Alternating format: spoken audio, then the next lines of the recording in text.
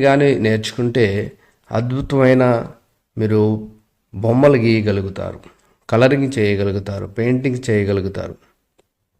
So చాలామందికి ఏంటంటే ఏదో పెయింటింగ్ చేస్తాము ఇదే పెయింటింగ్ అని అనుకుంటారు, స్కెచ్చింగ్ చేస్తాం అది స్కెచ్చింగ్ అనుకుంటారు. కానీ నేర్చుకుంటూ వెళితే చాలా సబ్జెక్ట్ ఉంటుంది. సో చూడండి, నేను ఫస్ట్ దానికి వేశాను, అది డ్రై అవుతుంది. ఇప్పుడు సెకండ్ దాన్ని అప్లై చేస్తున్నాను. ఏమి లేదు, దీనికి మీరు వేసిన బొమ్మ పైన ఫస్ట్ వాటర్ని అప్లై చేయాలి.